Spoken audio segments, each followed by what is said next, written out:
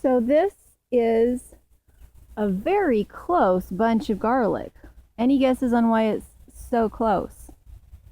This was a batch that I planted, I think our second year that we were here. I planted a whole bunch in here. I did not plant it this year. This came off of one bulb. That's what this spiky bouquet of garlic means. So a lot of people say, well, don't plant your whole bulb, because then you only get, you don't get as big a bulbs, you don't get to divide them out the same. In other words, if you plant a whole bulb rather than separating it out into pieces, if you separate it out into pieces, you get one new big bulb off of each one of those pieces. However, when it comes to storing your, if you have garlic in storage, it will sprout and sprout before you can use it if you have a whole bunch. However, if you go out and you have way more than you can use, and you plant it somewhere that you know that is fertile and gets some water, it will grow into this. And then you can pull up and each one of those is from one of those little cloves inside the bulb. And so when it comes to fall, you pull all these up, and instead of having to use your precious individual garlic that had enough space, instead you use these that will be smaller because they didn't have enough space, and you break them off into individual cloves, and those are the ones that you seed for new patches. Does that make sense, or am I kind of rambling on? I have probably 20 spots that are like this, where I didn't harvest them last year. I never pulled them up because I didn't need them. I left them in the ground, and now I have these big bunches that came off one clove that this fall I will pull up, separate everything out into cloves, and use that to reseed my whole property. I'm going to put them everywhere. And that way I always have somewhere to go pull it from.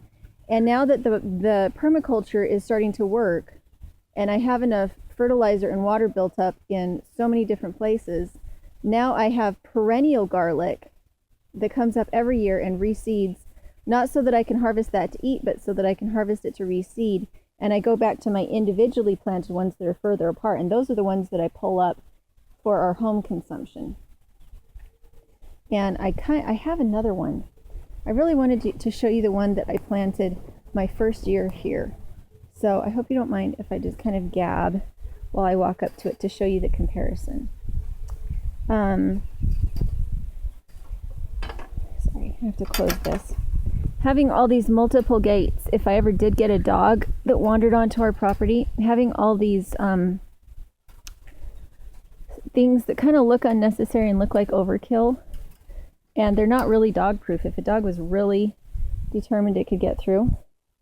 But it might just be enough to deter one that's never actually killed another animal, one that's just curious. It might be enough to deter it. So we have that gate there to the back pasture, and that gate there to the backyard.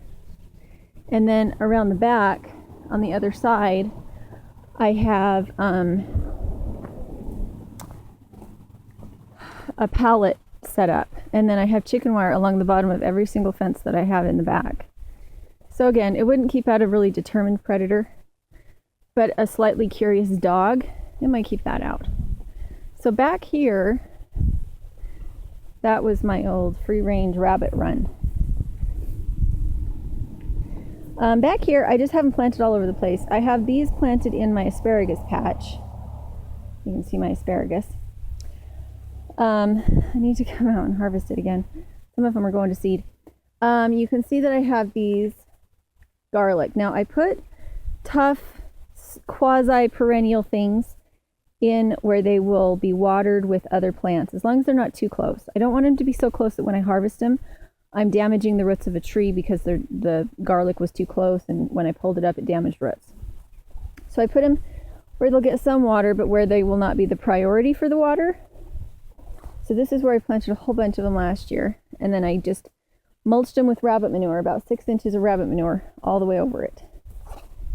Here is my hedge cotoneaster. Isn't it pretty?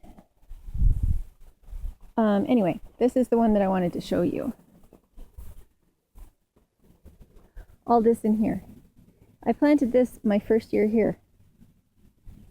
And you can see it's not doing as well as everything else because I haven't mulched it with rabbit manure. You can see it's not as deep green, it's not as tall. However, it is resilient and it is making it. So this is a place that I could always go back to get new cloves to seed into other places. With this bare patch here, you can see the voles have been in there. Having garlic in the swales and around the trees seem to actually help keep the voles away. And so that is my version of perennial garlic. I leave them so that they can multiply to get thick, and then I harvest them in the fall and spread them out to other places like the swale. And the swale, the garlic, are doing amazing because, again, I mulched with 6 inches of rabbit manure. Apparently, in my life, there's no such thing as enough rabbit manure, so we are trading our mama hen with all her babies to my friend who has bunnies.